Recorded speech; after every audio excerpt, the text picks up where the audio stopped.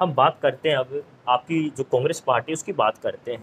कहीं ना कहीं आपको नहीं लगता जो कांग्रेस पार्टी है विपक्ष की भूमिका अच्छी तरीके से नहीं निभा रही है? जो राहुल गांधी हैं वो भी अच्छे से भूमिका नहीं निभा रही, बस केवल ट्विटर तक सीमित है, ट्विटर ट्विटर खेलते हैं सरकार के साथ, धरातल पर काम नहीं कर रहे। देखिए, धरातल पर भी बहुत जगह पर काम हो रहा है। ऐसा नहीं है कि कोई प्रोटेस्ट, अलग अलग प्रकार के प्रोटेस्ट नहीं लेकर के आए।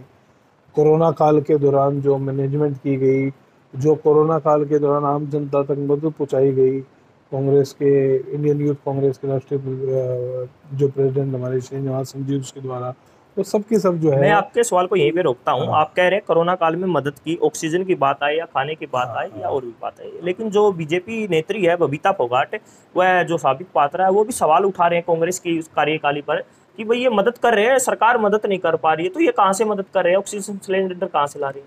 देखिए, सरकार मदद इसलिए नहीं कर पा रही है कि सरकार के पास में नीयत नहीं है मदद करने की, पहली बात।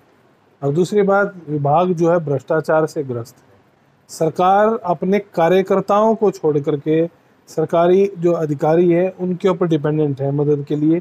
इसलिए सरकार मदद नहीं कर पा रही है, क्योंकि बाबुओं की सरकार है। भारतीय जनता पार्टी का अपनी सरकार के ऊपर कोई कंट्रोल तो है नहीं। बाबू काम करते नहीं है। यदि आपने मान लीजिए ऑक्सीजन मैनेजमेंट की जिम्मेदारी आपने एसडीएम को दे दी, किसी कंसर्न जिले के एसडीएम को दे दी, एसडीएम आपका फोन ही नहीं उठाएगा, आप मदद कैसे पहुंचा दोगे?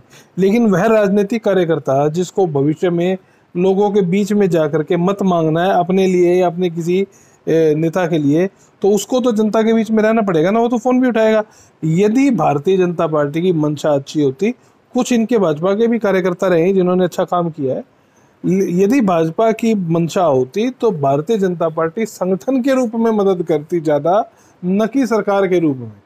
क्योंकि सरकार के पास में संसाधन सीमित थे, लेकिन आम जनता के पास, मैं कहता हूँ राजनीतिक पार्टियों के पास संसाधन असीमित थे, क्योंकि वो आम जनता तक जा भी सकती थी, जनता से जाकर के बातें भी मांग सकती थी। यदि कोई इंडस्ट्री आपको डायरेक्ट सप्लाई करना चाहती है ऑक्सीजन की, तो आप उस इंडस्ट्री को कैसे रोक लेंगे? लेकिन भाजपा ने रोका।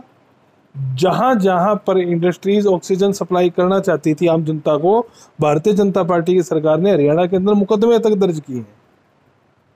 क्यों किए? ताकि आम जनता तक पहुंचना हो मदद की।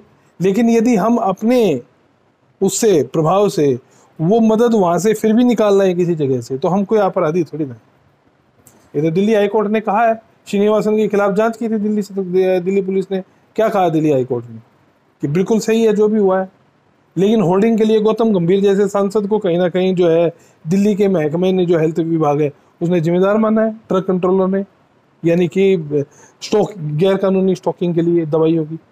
रविंद्र जी, हम बात करें हरियाणा की, हरियाणा से राज्यसभा सांसद दीपेंद्र सिंह हुड्डा, कोरोना काल में उन्होंने भी काफ़ी मदद की है, टीम दीपेंद्र के नाम से उन्होंने मदद की है। कुछ दिन बाद कांग्रेस ने एक लेटर जारी किया, भाई हर डिस्ट्रिक्ट से, हर जिले से हमारे ये साथी रहेंगे जो जिसको मदद चाहिए इनसे आप संपर्क करें। कोरोना काल में टीम दीपेंद्र ने अच्छा कार्य किया है, लेकिन कहीं ना कहीं फूट हमें पार्टी में नजर आ रही है। दीपेंद्र का नाम और टीम दीपेंद्र का कहीं नाम नजर नहीं आया। कोई जरूरत भी नहीं है, पहली बात। दूसरी बात, जो कांग्रेस के द्वारा लिस्ट जारी की गई थी, यदि उस लिस्ट में उन्हीं नामों को दोबारा रिपीट कर देते जो कि वैसे भी पब्लिक में थे, तो क्या फायदा है? कांग्रेस के जो संगठन का जो कहते हैं, उसका जो एक लिस्ट जारी हुई, उस लिस्ट के जारी होने से काफी दिन पहले से टीम दीपेंद्र मैदान में कूद चुकी थी और लोगों के बीच न केवल प्रभाव बना चुकी थी, बल्कि लोगों के बीच में मदद को पहुंचा भी दी थी। अब कांग्रेस की जब लिस्ट आती है, तो कांग्रेस की लिस्ट जो है उस प्रयास को एडिशन होगी, ना कि उस प्रयास को अपने अंदर ले लेगी। कांग्रेस की लिस्ट का मतलब ये नहीं है कि टीम दीपेंद्र की जो लिस्ट है, जो सामाजिक लिस्ट है, क्योंकि राजनीतिक तो है नहीं टीम दीपेंद्र, वो तो सामाजिक संस्था है, अलग अलग प्रकार के काम करना, चाहे ब्लड डोनेशन कैंप्स हो या कुछ भी हो, तो उसको अपने अंदर थोड़े ना ले लेगी। वो तो वैसे पब्लिक में, कांग्रेस ने तो अपने एडिशनल जो है नंबर जारी किए कि भी आप चाहे तो इनसे मदद की मांग कर सकते हैं। कांग्रेस ने उस दायरे को बढ़ाया है, ना कि उसको सीमित रखा है। अब हम बात करते हैं कांग्रेस पार्टी की। राहुल गांधी के जितने भी नजदीकी नेता है वो धीरे धीरे पार्टी को छोड़ते जा रहे हैं। कहीं ना कहीं राहुल गांधी की पकड़ जो अपने नजदीकी नेता हैं उनसे छूटती जा रही है। हम बात करें ज्योतिरादित्य सिंधिया की बात करें या जितिन प्रसाद की बात करें, उन्होंने पार्टी छोड़ दी। पीछे विवाद में सचिन पायलट भी रहे थे, कहीं ना कहीं पार्टी छोड़ेंगे, लेकिन उनको रोकने में पार्टी कामयाब रही, पार्टी में है फिलहाल वो। लेकिन अब चर्चा में है नवीन जिंदल। कल से सोशल मीडिया पे चर्चा में, दैनिक जागरण ने भी एक लेख लिखा है, उसमें भी लिखा है कि नवीन जिंदल कहीं ना कहीं पिछला चुनाव वो कांग्रेस पार्टी से नहीं लड़ना चाहते थे, कुरुक्षेत्र से, लेकिन अब वो कांग्रेस पार्टी को छोड़कर बीजेपी का दामन थामेंगे। कहीं ना कहीं राहुल गांधी अपने साथियों को पकड़ने में या उनको साथ रखने में ढील बरत रहे हैं कहीं ना कहीं। देखिए, इसके बारे में आत्ममंथन करना चाहिए हाईकमान को, मेरा मानना है। पहली बात, नेता कोई भी हो पार्टी ना छोड़े वो बहुत अच्छा है। जो कांग्रेस विपक्ष में इतने लंबे समय से विपक्ष में है और अगले 3 साल और अभी विपक्ष में रहना है, विपक्ष में रह करके लड़ाई करनी है, तो मेरे हिसाब से नेतृत्व को कोशिश करनी चाहिए, पूरी कोशिश करनी चाहिए लीडर्स को रिटेन करने की, न कि उनको जो है निकल जाने की। जहाँ तक बात नवीन जिंदल की है, तो अभी तक मैं अफवाह मानूंगा। 1 डेढ़ 2 साल से अफवाह चल रही है, लगातार चल रही है। उनकी तरफ से मेरे हिसाब से कोई इस प्रकार की कोई प्रतिक्रिया नहीं है। बिजनेसमैन आदमी है, बिजनेस कर रहे हैं, बिजनेस के अंदर व्यस्त हैं, तो अपना काम कर रहे हैं तो करते रहें। हम बात करते हैं जितिन प्रसाद की। कोई भी नेता होता है पार्टी में काम करता है, अच्छे से काम करता है, कार्यकर्ता से लेकर नेता तक। जब उन्होंने पार्टी छोड़ दी, बीजेपी पार्टी ज्वाइन कर ली, एमपी कांग्रेस का जो ट्विटर हैंडल है, मध्य प्रदेश कांग्रेस का ट्विटर हैंडल है, उन्होंने एक ट्वीट किया है, कांग्रेस इससे खुश है, जितिन प्रसाद की पार्टी छोड़ने से खुश है, यह केवल ऐसी प्रक्रिया जैसे कूड़े को कूड़ेदान में डालना हो। देखिए, इस प्रकार के ट्वीट मेरे हिसाब से नहीं करने चाहिए। जिस भी व्यक्ति ने किया है, शायद वो ट्वीट डिलीट भी कर दिया था बाद में, मैं कंफर्म नहीं हूँ बिल्कुल भी, लेकिन इस प्रकार के ट्वीट नहीं करने चाहिए। मैं फिर कह रहा हूँ, नेता कोई भी जाता हो वह पार्टी का नुकसान होता है। नेता को रोकें जितना भी हो सकता है, क्योंकि भारतीय जनता पार्टी धन बल से और अलग अलग प्रकार के बल से नेताओं को जो है घसीटने का प्रयास करती है। कभी किसी को कानूनी कार्रवाई की धमकी देती है, कभी कुछ। तो पीछे भी एक बड़े नेता कांग्रेस के छोड़ करके गए, जब गए थे तो उनके ऊपर भी मुझे पता है कि कानूनी कार्रवाई का उनको एक डराया गया था कि भी आपने यदि कांग्रेस नहीं छोड़ी तो आपके खिलाफ हम कार्रवाई करेंगे। तो ये तोते की तरह जो संसाधन है, सीबीआई है, ईडी है, इनको नचा रही है। और ये ईडी और सीबीआई जब नाचते हैं भारतीय जनता पार्टी के लिए तोते की तरह, तो ये नाच करके इन नेताओं को लेकर के आते हैं। बहुत सारे नेताओं को तो ऐसा भी लंबे समय से देखा गया, लेकिन क्योंकि सभी चीजें पब्लिक में नहीं आती हैं, तो इसलिए आम जनता को उसकी जानकारी नहीं होती। रविंद्र जी, हम बात करें कांग्रेस और बीजेपी की, जो दोनों राष्ट्रीय पार्टी हैं, बीजेपी के अध्यक्ष जेपी नड्डा हैं।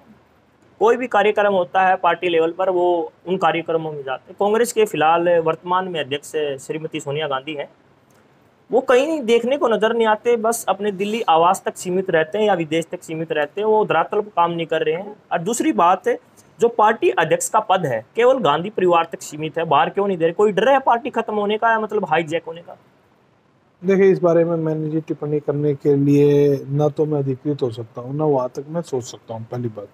दूसरी चीज़, मुझे लगता है कि सोनिया गांधी जी बाहर इसलिए नहीं आती हैं कि उनकी तबीयत खुद की नासाज रहती है, और कोरोना काल के दौरान जो है पब्लिक इन्फेक्शन से बचना बहुत महत्वपूर्ण है उनके लिए, इसलिए वो पब्लिक में नहीं निकलते हैं। पहली बात लेकिन इस बात को समझना चाहिए। बीजेपी पार्टी ने कोरोना कार्यकाल में अपनी कार्यकारिणी का विस्तार किया है, डिस्ट्रिक्ट वाइज से लेकर स्टेट वाइज तक, लेकिन कांग्रेस ने अभी तक, हरियाणा की बात करें, जिला अध्यक्ष काफी समय हो गया, जिला अध्यक्ष तक नहीं बनाए। बनने चाहिए, बिल्कुल 2013 से नहीं बने हैं, बनने चाहिए, मेरा मानना है। और ऐसी सूचनाएं भी आ रही हैं कि जुलाई तक बना देंगे।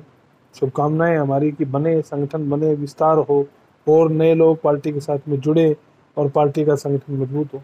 आप कह रहे थे सोनिया गांधी की तबीयत खराब रहती है, आपको नहीं लगता राष्ट्रीय पार्टी है, विपक्ष को मजबूत होना चाहिए, जो राष्ट्रीय अध्यक्ष का पद है वो कहीं मतलब जो गांधी परिवार है उससे हटकर किसी दूसरे व्यक्ति को देना चाहिए? मैं यही कह रहा हूँ, देखो मेरे हिसाब से तो इसका चुनाव होना चाहिए, पहली बात तो समझते हैं। जो सदस्य है एआईसीसी के हों या प्रदेश कांग्रेस कमेटीज के हों, जो सदस्य मनोनीत हों चाहे निर्वाचित हों, वो सदस्य मिल करके जो है बैलेट पेपर के द्वारा चुनाव करें, और जो सबसे ज़्यादा मत पाए वह नेता जो है मेरे हिसाब से उसे राष्ट्रीय अध्यक्ष बनाना चाहिए। सही तरीका तो, लोकतांत्रिक तरीका तो ये है। बाकी निर्णय हाईकमान को करना है, सीडब्ल्यूसी को करना है, तो जैसा वो ठीक रहेंगे हम उनके साथ हैं। रविंद्र जी, हम बात करते हैं राहुल गांधी की।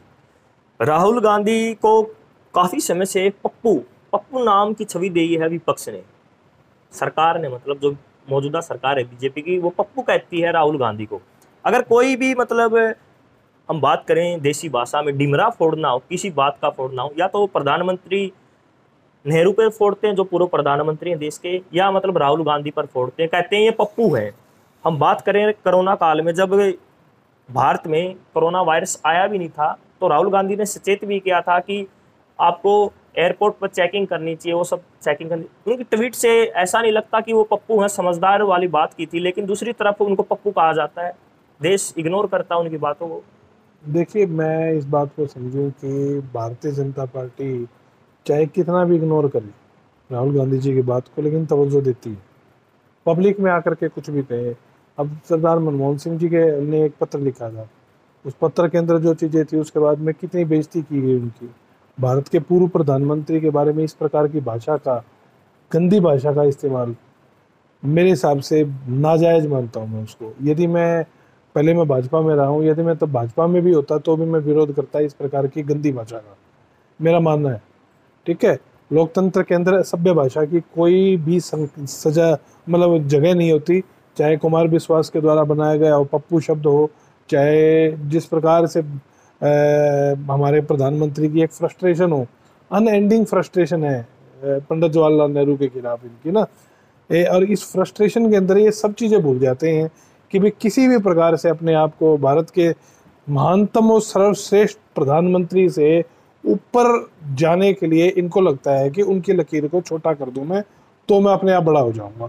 इनको ये गलतफहमी है, इनको ये बात समझनी चाहिए कि किसी की लकीर छोटी करने से आपकी लकीर कभी बड़ी नहीं होगी, आपको उनसे बड़ी लकीर बनानी पड़ेगी। आपको भारत के पूर्व प्रधानमंत्री का सम्मान करना पड़ेगा उस समय जब तक वो जीवित रहे, इस देश के प्रधानमंत्री रहे, और बहुसंख्यक आबादी ने 60 से 70% तक मत दे करके पंडित नेहरू को प्रधानमंत्री के रूप में चुना था। इतने मत के आधे मत भी अभी तक नरेंद्र मोदी को नहीं मिले हैं, समझना पड़ेगा हमें। जितने मत उनको मिले थे उसके आधे मत भी आज तक नरेंद्र मोदी को नहीं मिले हैं। तो नरेंद्र मोदी के पास वैसे तो कोई नैतिक अधिकार है नहीं, क्योंकि हम सब के पूर्वजों ने जो है पंडित नेहरू को अपने समय में वोट दिए हैं। ठीक है, और नरेंद्र मोदी के जो एक मैं कहता हूँ कि उनके तो आदर्श हैं, श्यामा प्रसाद मुखर्जी जो है, जो एक समय पर जिन्होंने मुस्लिम लीग के साथ मिल करके वेस्ट बंगाल में सरकार बनाई थी, बंगाल के अंदर, तो वो उनके आदर्श रहे हैं। तो श्यामा प्रसाद को विपक्ष में होते हुए पंडित नेहरू ने अपने कैबिनेट के अंदर मंत्री चुना था। वो उनकी समग्र और वृहद सोच का जो है नज़ारा था। जब अटल बिहारी वाजपेयी जी ने जो टिप्पणियां की थी पंडित नेहरू के खिलाफ या के पक्ष में, या फिर पंडित नेहरू ने जिस प्रकार से अटल बिहारी वाजपेयी को उस समय पर प्रमोट किया था विपक्ष में होते हुए भी, वो एक बड़े नेता की जो है निशानी होती है। और जो भाषा नरेंद्र मोदी इस्तेमाल करते हैं वो एक छोटे नेता की निशानी होती है। अब ये मोदी जी को डिसाइड करना है वो छोटे नेता हैं या बड़े नेता हैं, उसके ऊपर हम क्यों टिप्पणी करें। रविंद्र जी, हम बात करते हैं देश में पहले भी बहुत प्रधानमंत्री रहे, मनमोहन सिंह की बात करें या नेहरू की बात करें या अन्य प्रधानमंत्रियों की बात करें, जो आज मौजूदा सरकार है बीजेपी की, देश के प्रधानमंत्री नरेंद्र मोदी, जो बीजेपी की आईटी सेल है, वो एक तरफ तो चाहती है जो देश है नरेंद्र मोदी को इज्जत पूर्वक, या विपक्ष है इज्जत पूर्वक देखे या इज्जत पूर्वक उनके पर जो भी है टिप्पणी करे, कोई भी बात होती है, लेकिन जब खुद बात आती है BJP IT cell Manmohan Singh के बारे में बहुत ही खराब मीम्स बनाते हैं, नेहरू के खिलाफ मीम्स बनाते हैं, क्योंकि वो भी प्रधानमंत्री थे, तो अपनी तरफ से तो ये देख रहे हैं कि प्रधानमंत्री की इज्जत करनी चाहिए, वो खुद बदनाम कर रहे हैं दूसरे प्रधानमंत्री। मैं कह रहा हूँ ना, इन्होंने लकीर छोटी करनी चाहिए। यदि ये बड़े होते और असलियत में बड़ी सोच के बड़े नेता होते तो ये अपनी लकीर को लंबा करते, अपने से जितने भी पुराने प्रधानमंत्री रहे हैं उन सब की इज्जत करते, सबका सम्मान करते हुए इस देश को लेकर के चलते, क्योंकि वे लोग जो है प्रधानमंत्री बने थे जनमत से बने थे, कोई थोपे हुए प्रधानमंत्री कोई भी नहीं रहे हैं। यदि हम सरदार मनमोहन सिंह की बात करते हैं, भारतीय जनता पार्टी प्रचार करती है कि उन्हें थोपा गया था, यदि उन्हें थोपा गया था तो दोबारा इलेक्ट होकर के क्यों आए वो प्रधानमंत्री, दूसरी बार भी तो प्रधानमंत्री बने, 10 साल प्रधानमंत्री रहे हैं वो, 10 साल तो अभी तक नरेंद्र मोदी भी प्रधानमंत्री रहे हैं। कोई चुनाव नहीं लड़ा राज्यसभा से, ना लड़ा हो। बीजेपी के कितने नेता हैं जिन्होंने चुनाव नहीं लड़ा। जो नरेंद्र मोदी जब मुख्यमंत्री बने थे, क्या उन्होंने उससे पहले कोई चुनाव लड़ा था? मुख्यमंत्री बनने के बाद पहला चुनाव लड़ा था, प्रधानमंत्री बनने के बाद पहला लोकसभा का चुनाव लड़ा। नरेंद्र मोदी के गुरु थे हमारे अरुण जेटली जी, स्वर्गीय अरुण जेटली जी, सारे जीवन उन्होंने कभी चुनाव नहीं लड़ा। रविशंकर प्रसाद कौन सा चुनाव लड़ करके आ रहे हैं? ऐसे बहुतेरे नेता हैं सभी पार्टियों के पास में जो चुनाव ना लड़ करके भी जो है आगे बढ़ते हैं, चुनाव लड़ना ना लड़ना संज्ञा नहीं होती। संज्ञा ये है कि किसके नेतृत्व में सरकार बनी। मनमोहन सिंह के नेतृत्व में दूसरी बार सरकार बनी। यदि चुनाव लड़ना ही संख्या होती है तो पंडित नेहरू के समय पर तो जनसंघ की सीटें ही नहीं आती थी, वो तो एक तरफा जीतते थे, तो उनका आप सम्मान क्यों नहीं करते? इंदिरा गांधी जी एक तरफा जीतती थी, उनका आपके सम्मान क्यों नहीं करते? सम्मान तो बनता है, जनमत का तो सम्मान आप करोगे ना, लेकिन क्योंकि छोटी सोच के नेता हैं और छोटे नेता हैं इसलिए कभी भी सम्मान नहीं कर पाएंगे।